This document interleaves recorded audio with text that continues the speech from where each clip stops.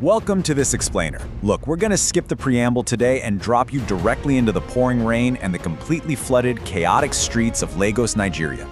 We're unpacking the incredibly powerful first chapter of the novel Commonwealth, where this localized, intensely personal tragedy slowly peels back the layers on some massive systemic failures. This isn't just a story about a bad night in a city. No, it's an autopsy of a totally broken system.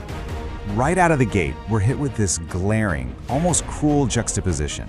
There's this giant, glowing luxury billboard shining brightly above a city that is practically drowning in chaos.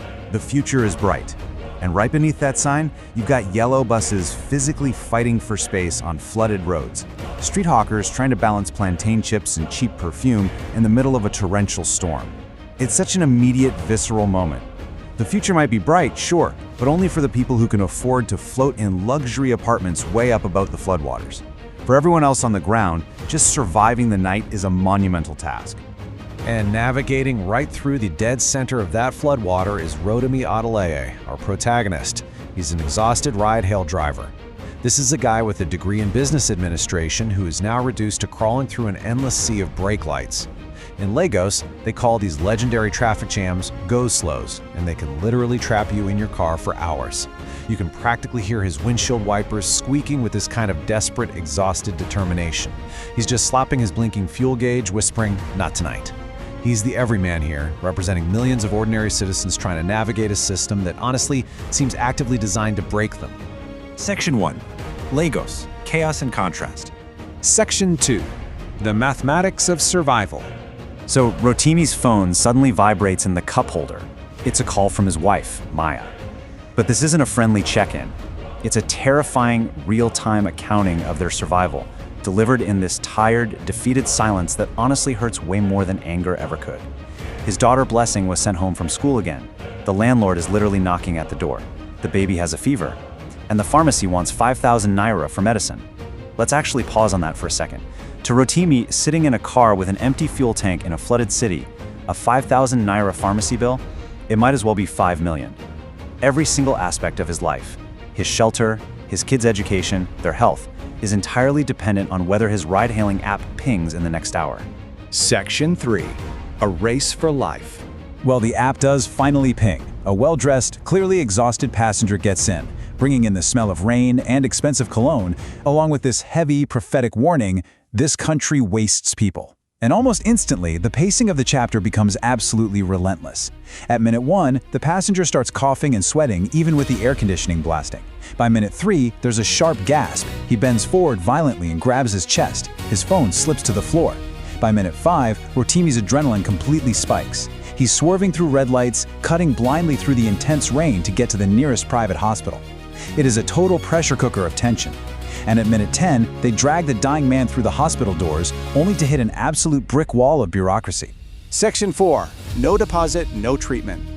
So, Rotimi has just dragged a dying human being into the clean, bright air conditioning of this private hospital. Now, you'd expect rushing doctors, right? Emergency sirens? Instead, they hit a wall. The initial emergency deposit. The receptionist looks up from her computer, completely irritated, and demands to know who is responsible for payment. Rotimi is literally screaming that the man is dying, that he's just his Uber rider.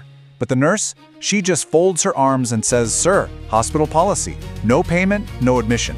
A human life is actively expiring on their polished tile floor, and their primary concern is securing a financial transaction. It's wild because Rotimi is trapped between two desperate extremes here. The private hospitals are clean, bright, fully equipped, but fundamentally devoid of humanity. They will straight up refuse care without cash. So, forced back out into the rain, he manages to reach a government hospital. Here, they don't ask for a deposit, but it's totally overcrowded, reeking of sweat and hopelessness. The generators are flickering on and off. They do bring a stretcher, but the system is just too broken to save him. A young government doctor simply looks at Rotimi with these empty, defeated eyes and says, "I'm sorry." Section 5. When tragedy becomes routine. You know what's really terrifying about this entire ordeal? It isn't just that a man died. It's the overarching realization that nobody panicked. Think about it. When Rotimi was screaming in the private hospital, nobody ran to help. When the man died in the government hospital, nurses just pushed another patient right past them. Death from systemic failure has simply become routine. People have totally adapted to the dysfunction. So Rotimi goes back to his car. He's sitting all alone in the silence. And then the true horror of the situation sets in. The dead man's phone, still lying down there on the floorboard of the back seat, lights up in the dark. The screen reads, "My love calling," right next to a family photo. A smiling man, a wife, 2 boys in school uniforms. This guy wasn't just a symbol of systemic failure. He was a happy, ordinary father. An entire universe extinguished. All because of a hospital policy? Rotimi just stares through his windshield at the endless, glowing lights of the city, and in the dark, he whispers, almost like a prayer to nobody, "What kind of country is this?" And this right here is where the narrative shifts from a localized, heartbreaking human tragedy to a sweeping indictment of institutional decay. It's that chilling realization that the country isn't just failing to protect its citizens, it is actively demanding their lives as collateral. And out there, beyond the flooded roads and the shiny luxury towers, the city just keeps moving, exactly as if nothing happened at all.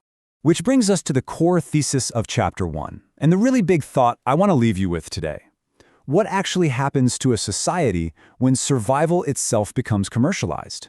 When human life is reduced to a mandatory deposit?